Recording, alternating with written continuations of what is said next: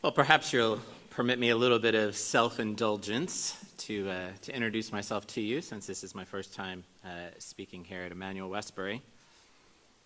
On the other hand, maybe you've already made a few assumptions about who I am and I don't need to say anything more. Perhaps you've made an assumption that I am not originally Bristolian. That's true. Perhaps you've heard my name, Alan. Perhaps you have an assumption about how to spell that. You might assume it's A-L-A-N. It's not.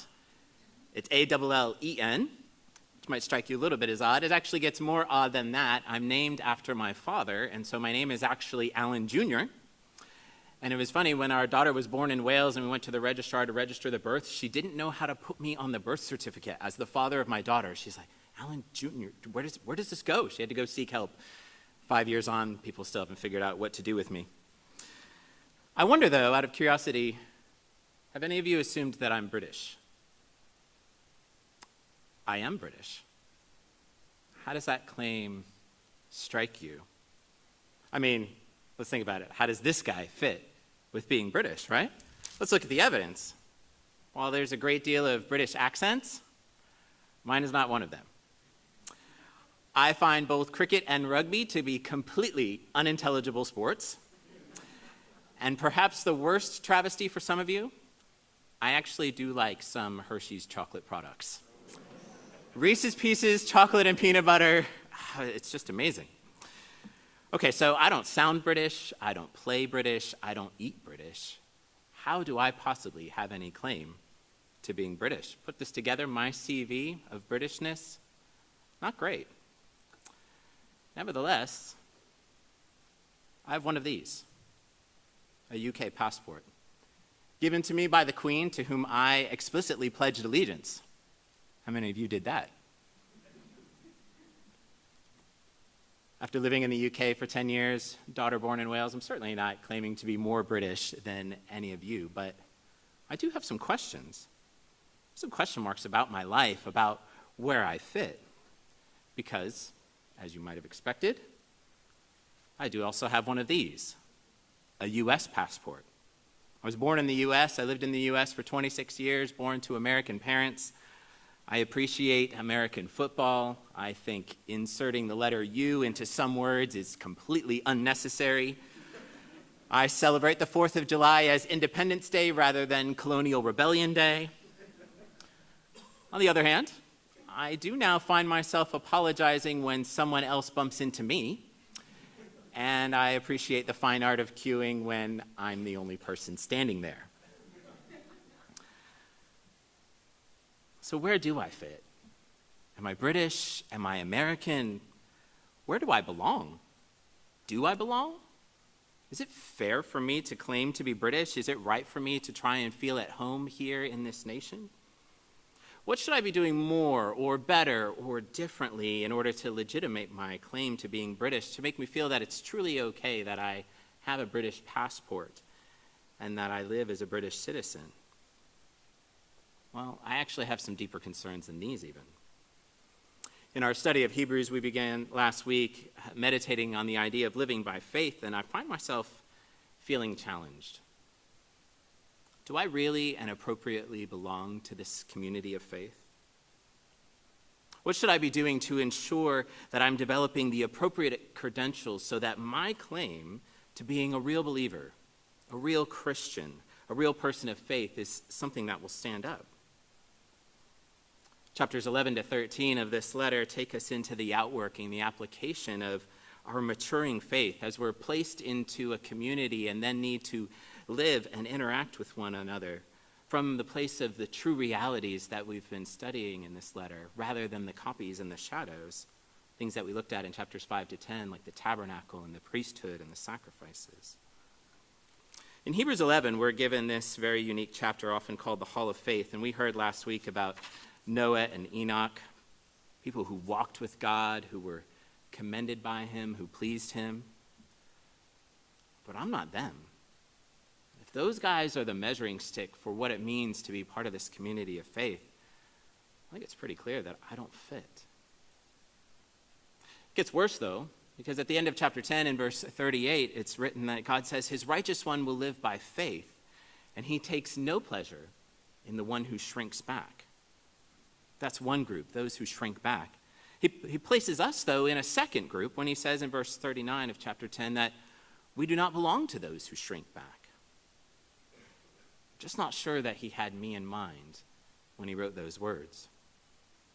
I've been involved in cross-cultural Christian work for the last 16 years, lived in various countries, traveled and ministered in over 30 nations, and I have a long list of opportunities where I have shrunk back.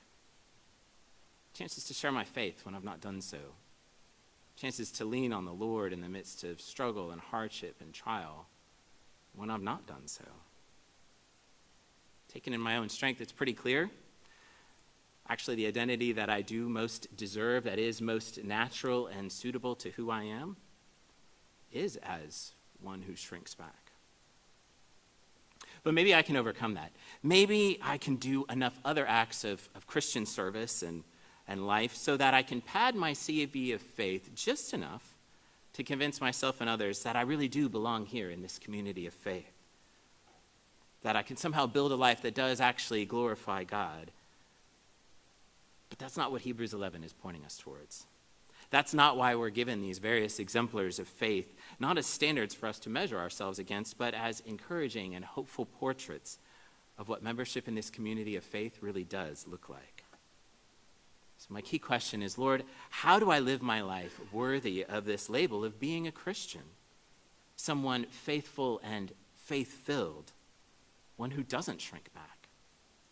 How do I live my life worthy of you to make you look good when I know that left to my own strength and my own devices, I'm pretty helpless in that regard? We're going to focus our time in verses 13 to 16 this afternoon, but I do want to quickly survey the expressions of faith that are displayed for us in these verses 8 to 22. We're looking at the patriarchs, Abraham and Sarah, Isaac, Jacob, Joseph. These are our forefathers in the faith. We've got here a series of people who are flawed, not faultless, and yet faithful. So first up, Abraham and Sarah, verses 8 to 12. Recall that Abraham was a serial liar. He was twice afraid that he would be killed by the local ruler for the sake of his wife. So he claimed that she wasn't his wife, that she was only his sister. Sarah was actually complicit in these lies, and then when God told her that she would have a child in her old age, she basically laughed at him, and Abraham did too. So as we think about these two, we're not necessarily expecting much when it comes to this idea of living by faith. But what's the portrait here of being a member of the community of faith? Look at verse 8. By faith, Abraham, when called to go to a place he would later receive as his inheritance, obeyed and went, even though he did not know where he was going. See, God invited them into an opportunity to obey. It says that he called them, and then they engaged. They engaged in that opportunity. They acknowledged what was temporary. It says in verse 9 they were like strangers and living in tents. Instead, they were looking forward to what was permanent. In verse 10, it talks about a city that has foundations, that's established. See, Abraham rightly saw stability in what God was doing in the long term and not what he could experience in the moment in his immediate circumstances.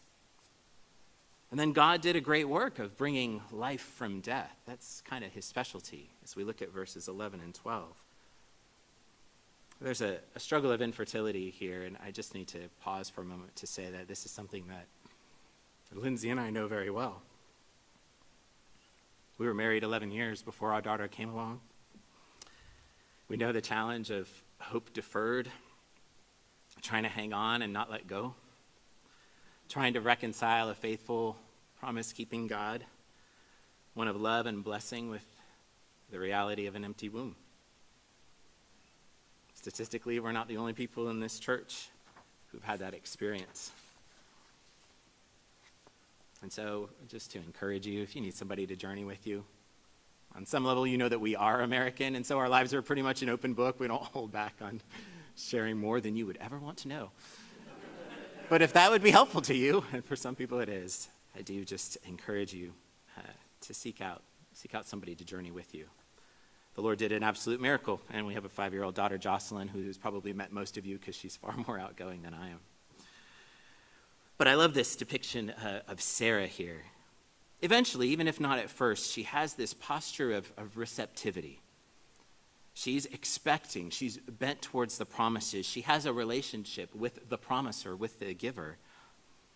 And when you engage with a faithful promiser by faith, it leads to receiving, eventually. Perhaps often past our natural or preferred timing of when we'd like to see things happen. That's why we have this ongoing journey of faith. See, on one hand, a life focused on our own activity, even acts of ministry and Christian love and service, it expects productivity, expects the outcomes of that life. But a life of faith becomes a life of receptivity, seeing our promise-making, promise-keeping God at work. We'll talk about our own works later on when we return to verses 13 to 16, but skip ahead to the rest of the Abraham story in verses 17 to 19. We have the story of the sacrifice of Isaac in Genesis 22. What's the portrait here of living by faith? Well, there's a reality that a life of faith may include loss.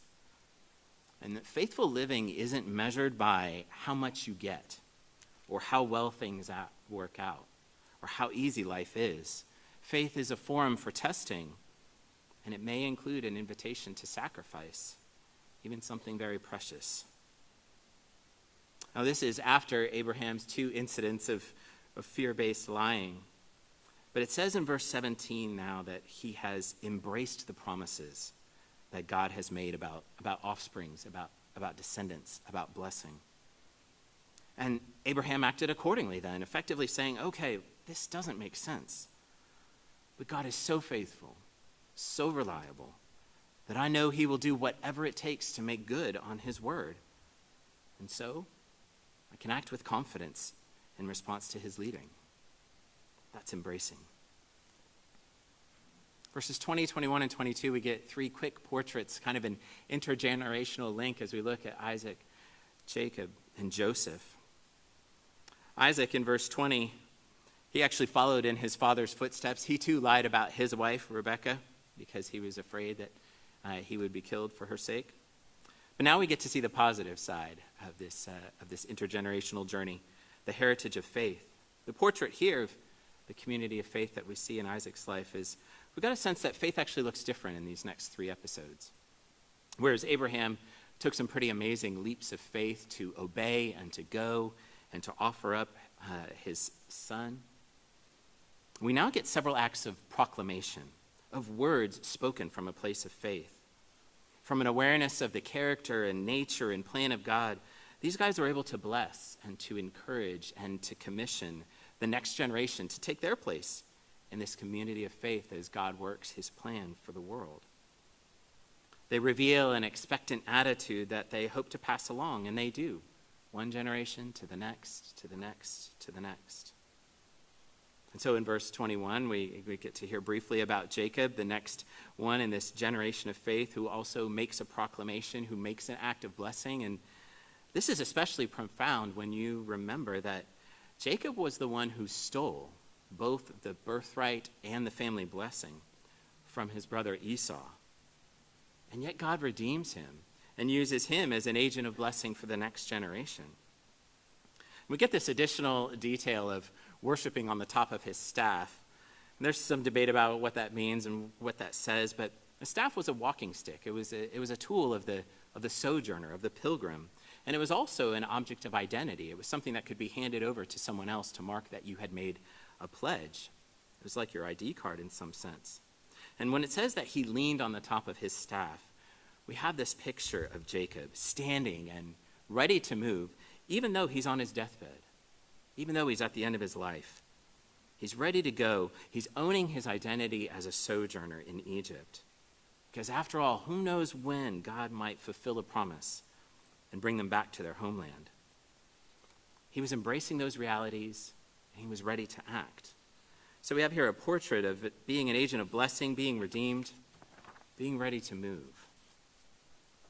And finally, in verse 22, we have Joseph, the next one in this intergenerational line, again, making a proclamation. He says in Genesis 50, almost the very last words of the book, that God would take the Israelites to the land he had promised, and that they will bury him in that land and not here in Egypt. This is long-term planning. I mean, this is hope. This is expectation, because the Israelites would be in Egypt for 430 years. It seemed like Egypt was their home. No, just temporary.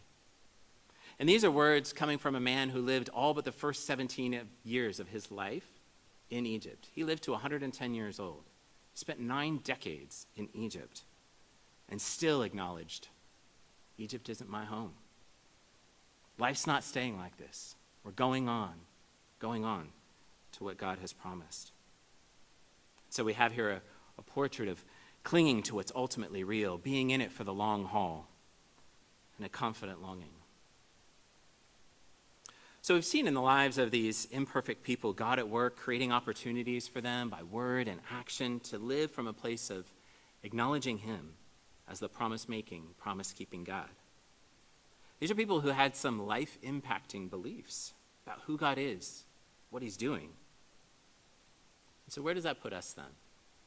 What about our own grounds for claiming to be people of faith who rightly belong to this community of those who don't shrink back from Christ? What do we need to do? What should we expect if we're to live this life? Well, we find the answer, both for the patriarchs and for ourselves, in verses 13 to 16. Verse 13 says, all these people were still living by faith when they died. They did not receive the things promised.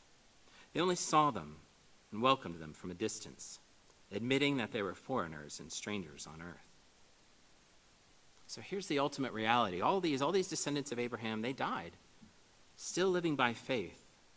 That ongoing living by faith means they didn't receive what was promised. If they had received it, they would no longer be living by faith. They'd be living by sight, by experience. So as we think about that, realizing that life's not about doing grand acts of testimony to build our Christian CV. It's not about measuring the amount of blessing or promises that we see activated in our lives. We should actually expect there to be some sense of incompleteness in this life journey. Well, so then what is the measuring stick? What is it that shows that we belong to this community of faith? It's our perspective. We already saw in verse 17 this idea of embracing, of finally laying hold of the promises and the character of this God who undergirds them. And from that place of embracing, we get 2 postures in verse 13. The first one is a posture of welcoming.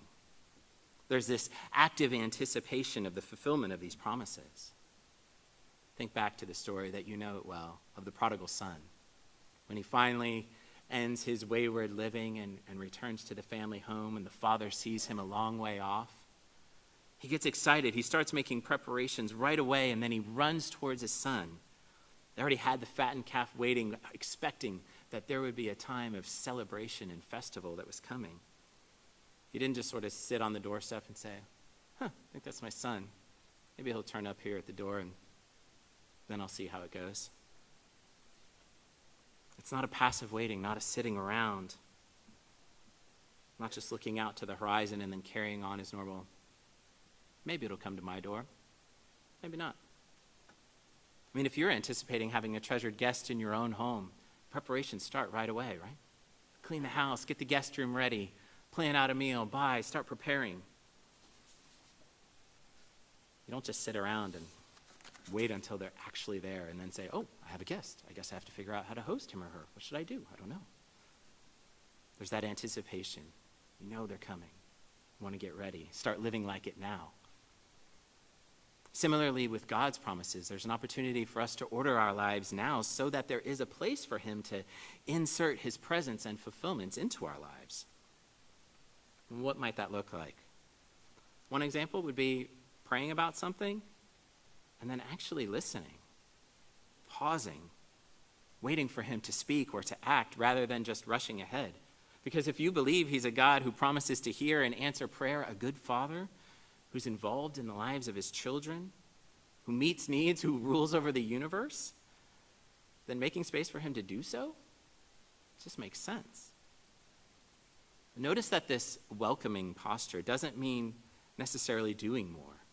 perhaps an invitation to pause or to listen. But neither is the waiting passive. The Bible calls us to be people who are awake and alert, preparing for the master to return, which doesn't mean laziness, but does mean that whatever activity we do undertake is from this perspective of welcoming, expecting, embracing his presence and activity in our midst. Second posture that we see in verse 13 is the idea of admitting. And that word admitting is one that we usually translate as confessing. There's a sense of acknowledging, of agreeing with the reality so that we can fully enter into what's true. These patriarchs saw that they were not permanent residents of their current circumstances. They owned their identity as sojourners, as foreigners, as people who were passing through. And for Abraham and Isaac and Jacob, that was living in tents, as it said in verse 9. They knew they were moving on, and they lived in a particular way as a result. Lindsay and I have never had the blessing of owning a home. We've always rented. In 16 years of marriage, we've lived in 5 different houses. And so we have this ongoing consideration of how much do we invest in any one building, in any one house? How much decorating or improving do we do, knowing that we're not necessarily going to be here for long? Actually, since Lindsay's the DIY expert in our house, our conversations are how much decorating or improving is she going to do in order to make our house our own. But there's that sense of what's real, what's lasting, what's permanent, what are my circumstances? For Jacob, his admitting to being a sojourner led to him being ready to move all the way to the very end of his life. For Joseph, admitting that he was a sojourner meant refusing to make Egypt his final resting place. They admitted, and they lived in accordance with those realities. All right then, so can I admit it? I'm British. No, you're not that impressed. All right, well, then it would lay on me to live that out, and maybe figuring out how to live that out would be a whole lifelong journey.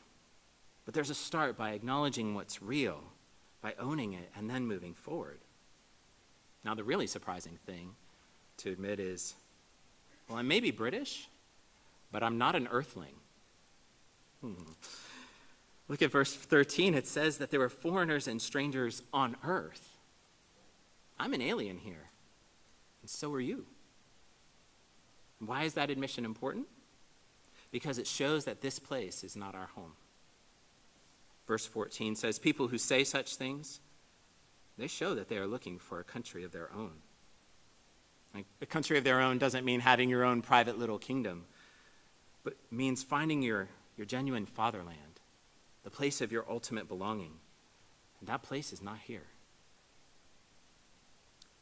Just like for Joseph, he saw that Egypt was not, never would be, the ultimate home for the Israelites, even after centuries, because there was instead a place that God had chosen, promised, and they were meant to go there and to be there.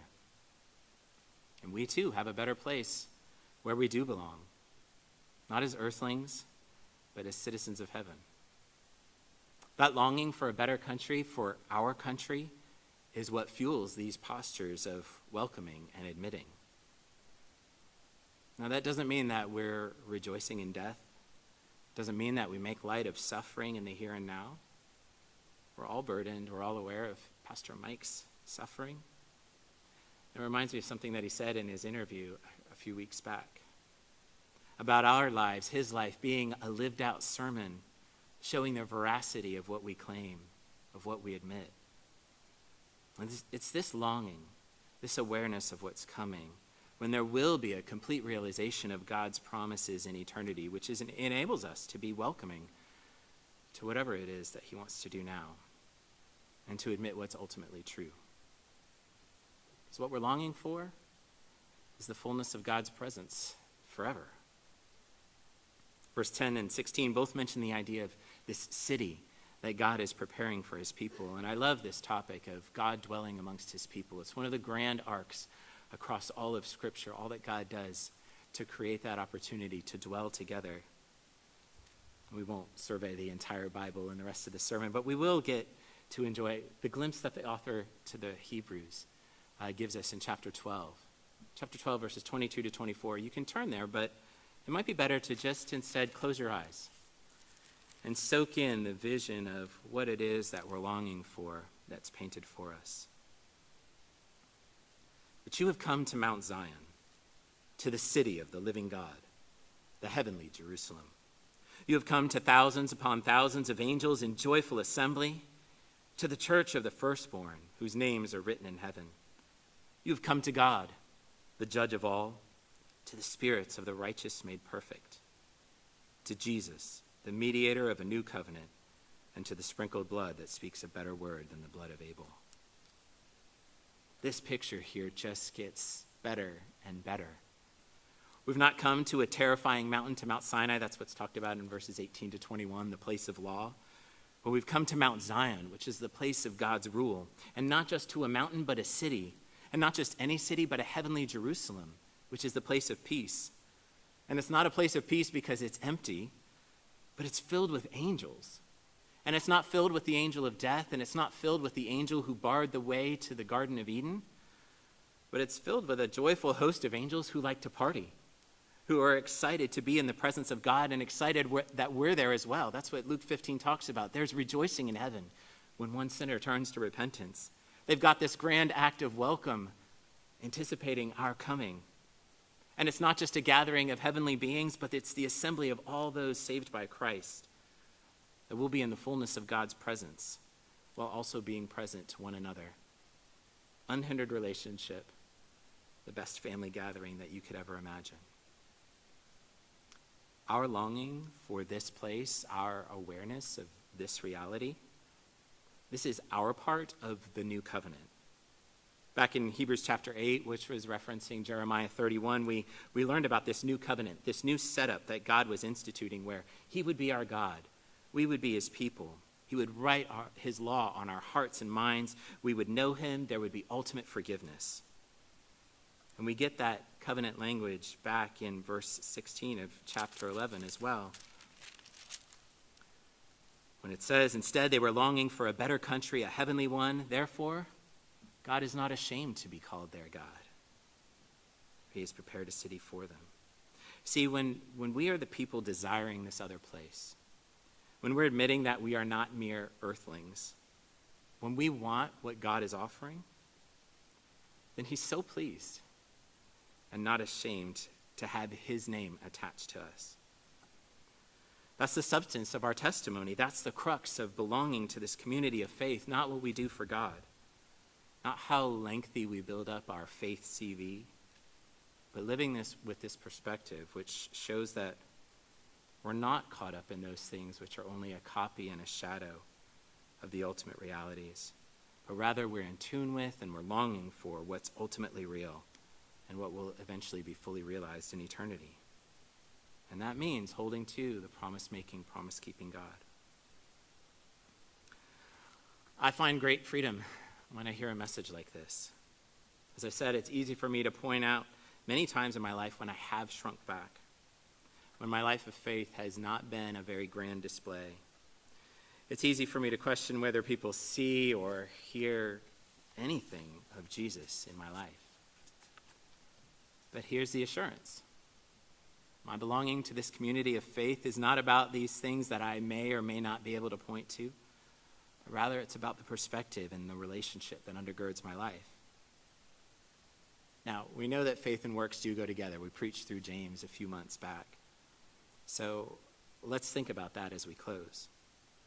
Let's think about the ways that we're living, the things that we choose to do, to invest in, and what undergirds that activity, what motivates that. For some, the motivator may be seeking leisure and enjoyment, working to experience what you perceive as the full potential of pleasure and opportunity that this life has to offer.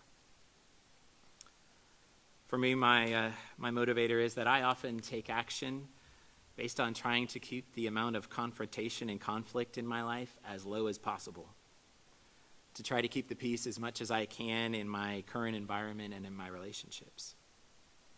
But when I do that, I reveal that I'm far more concerned about the here and now than with eternity. From my perspective, as a relative newcomer to Emmanuel Westbury, we've been here just a year and a bit. This is a busy church. There are a lot of people involved in a lot of ways, undertaking various acts of ministry, both inside the church and out in the community. And that may be an overflow of the realization of Christ's greatness, of letting go of our time and resources and energy in this life because we know that this place is not our home. And so we don't have to hold tightly to such things. And if that is the motivation for our service, excellent. But it's worth us asking, is there a different motivation for some of us? Are our individual acts of service, our busyness, at all coming from a place of trying to pad our faith CV enough so that amidst our own faults and failings, there might yet be enough on there so that we feel okay in our claim to be Christians, to be part of the community of faith? To hope that despite our missteps, there's enough that we're doing that others will somehow get some glimpse of Jesus. Or corporately, are we merely trying to build the best church that we can, developing the CV of this church as a presence in Bristol so that we have something to point to, some monument, some concrete example that this Christianity really does stuff, that really works? For me, that's a woefully burdensome perspective if we're trying to figure out how much we, either individually or as a group, have to manufacture in order to have a passable credential of a life of faith. And if that's the case for you, if that's at all in your heart as you engage in life, then there's a great message of hope for you here. If you believe in this Jesus, our great sacrifice, the one who alone has opened the way for us to right relationship with God, the one that we've been awed by as we've looked through chapters 1 to 10 of Hebrews, then you are a part of the community of faith, of God working in you and through you. And so you can be free. It's not about building a banner-waving testimony and a robust Christian CV. Instead, it's the simplicity of embracing this reality, longing for what God is doing and offering with a posture of welcome and admitting, saying, okay, here's what I'm about. God and what he has coming. This promise-making, promise-keeping God revealed in Jesus Christ, who opened the way for us to have an unimpeded relationship. So we've been forgiven, brought fully into his family, the community of his people.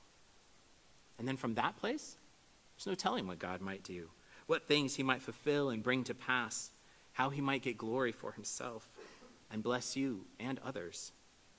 But all of that is the fruit.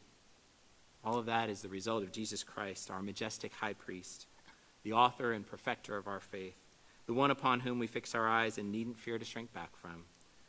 It's his work in us by his Spirit for the Father's glory. Amen. Grab that one, that's fine. Thank you. Thanks so much. Great to have you up here. Lovely. And there's been a lot of people saying thank you. So thank you for being here. Thank you for reminding us of our transience of our home here in Bristol. So I was hoping for a home run or a century or an amazing try or something. Well, thank you. Anyway, I think we need that. That's great. So quite a few questions about this idea of making space to wait, making space to wait patiently. How do we do that in our lives are busy? And how do we do that without just not bothering to do anything? Yeah. So the sense of, as I was talking about, there's an active waiting. The idea of just saying, well, yeah, okay, our faith is in the Lord, and we trust that he knows what he's doing, but I'm just going to plow ahead in my own strength anyways. I'm just going to try to manufacture things. And so there's so much in the Christian life, spiritual disciplines, where we're trying to create in our life spaces to hear God, to see God, to have him act. And so I think there's a lot of different, potentially a lot of different scenarios, but that sense of just saying, okay, what do I actually believe about God? About him being somebody who listens, who responds to prayer, who is involved in working out a plan, and then am I just kind of then taking everything in my own control and trying to make everything kind of happen? Or am I okay? Am I willing to sit and wait? I think a great example is Sabbath, actually, is to just say, okay, the world will not come to an end if I stop. Because it's not on my shoulders, it's on his shoulders. And so do we create space for him to demonstrate his faithfulness? There's so many amazing promises about Sabbath, and the Lord reminds us, you were slaves in Egypt, but you're not anymore. You're not a human production machine, so it's not about just how much you can do. So give me space and let me show you what I am doing, what I can do. That'd be a great thing to talk about in small groups, wouldn't it? Although many of us aren't meeting this week, but maybe hold it for the following week. Absolutely. And then last question really, how do we sort of make sure that what we're doing is because we're doing it because out of faith rather than just because we think it's a good thing to do? Yeah. People feeling really burdened about that, knowing it's coming from the right motive. Yeah, and that's the trick, right? Because we can't just look at the outward and sort of judge one another, because the same kind of outward behaviors might materialize from that variety of different hearts. And so I think just asking yourself, okay, whatever I'm undertaking right now, let me just stop and pause. What is it that's driving me to do this? Is it a sense of, okay, I'm just acting in freedom as the person that God has made me to be and taking up the opportunities that he's calling and inviting me into? Or is there a sense of, I've got to make the most of every moment, I've got to achieve, I've got to produce, I've got to act, I've got nothing to waste. God's working out a scheme in all of eternity. And so it's okay for us to take a moment and to sit with him and to listen with him. But yeah, I encourage you not to judge one another, and maybe not even, but to do that in community, and just to kind of say, hey, can you help me even check in on my heart? What's your heart? And to be able to do some of that together, I think is a real help to figure out, okay, as we're signing up for this event or this ministry and doing it together, then you can kind of check with one another. Okay, are we signing up because we're just burdened, the church needs more volunteers and that thing? Or is there something in the freedom of who God is and who he's made us to be that says, yeah, I'm going to step into this, see what he'll do in our midst for his glory.